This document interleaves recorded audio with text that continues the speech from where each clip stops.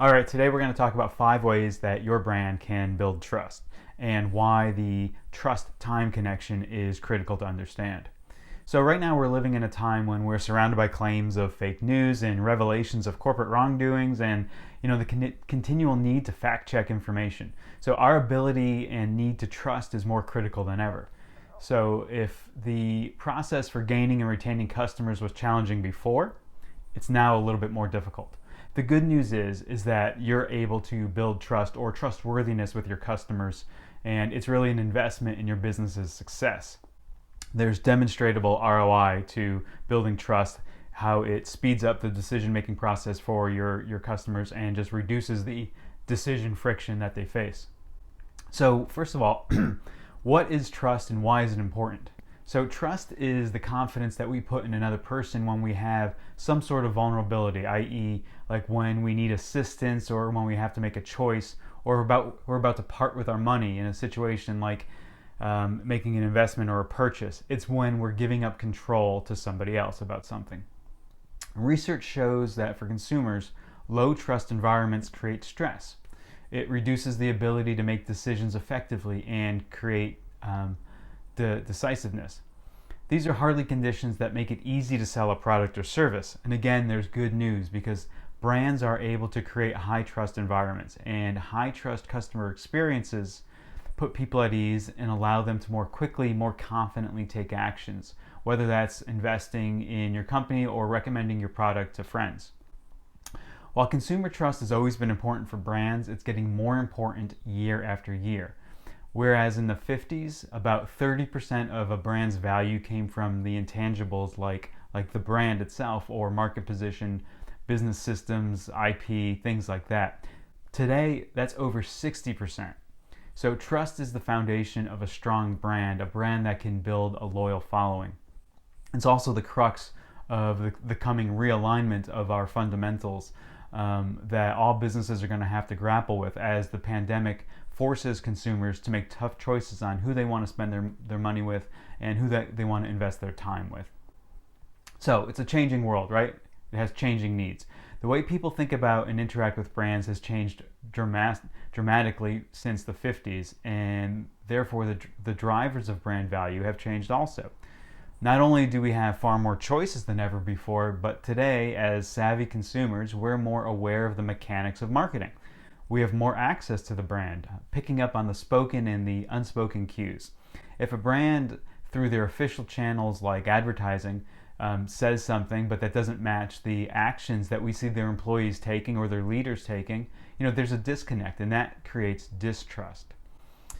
In general, we have a higher resistance to marketers invading our emotional space. So to gain trust is very difficult, but very valuable at the same time. Technology has accelerated our pace of life too. It's forcing us to make decisions more quickly. At the same time, living our lives through screens has increased our need for connections that we can trust, moments where we can let our guard down.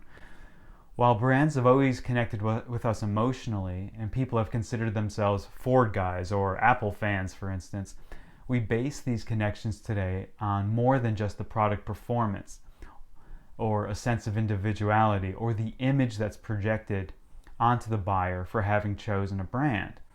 Today, we care deeply about how brands are able to enable us access and belonging through a community, how they can empower our personal potential, and the way they fill a void of belief that we have in our lives. Because we've entered an era of belief or trust-based consumerism. This moment that we're living in right now leaves us wanting for confidence. It's a feeling spreading across the political and social and business landscapes, and you feel it every day in your lives. It's no wonder that we've been calling this an age, the golden age of fraud. There are so many more businesses that are being exposed for fraudulent practices. So trust is more than just appreciating a product or a service's performance. People care about a firm's conduct in the world, the behavior of its leaders within the organization and also outside of it. They care about its position on societal events, and they care just as much still about the design of its product or service, even the retail space, the entire brand experience. Again and again, the ability for a brand to generate trust comes back to that brand and the consumer's perception of it. Perceptions are created over time and through multiple touch points. A display ad can't create brand perception, nor can one conversation with a sales clerk. Perception, like trust, is forward-looking, based on the totality of our experiences over time. So now let's talk about the trust-time connection. Like, how does trust impact time? So trust has several interesting intersections with time. So first, trust exists asymmetrically over time. It's a hard word for me to say. So it might take days, months, or years to build some level of trust with a brand, but that trust can vanish in a few seconds if the brand messes up bad enough. The reason is that in order to establish trust, we have to experience a consistent pattern of behavior. A single action that violates that pattern to a great enough degree can instantly destroy trust. To get back to that same level of trust will take work. In fact, brands in controversy can begin losing trust in hours. Gaining it back, according to research, takes more than a year for 77% of consumers. And 23% of them say that it might take 5 years to build back that trust.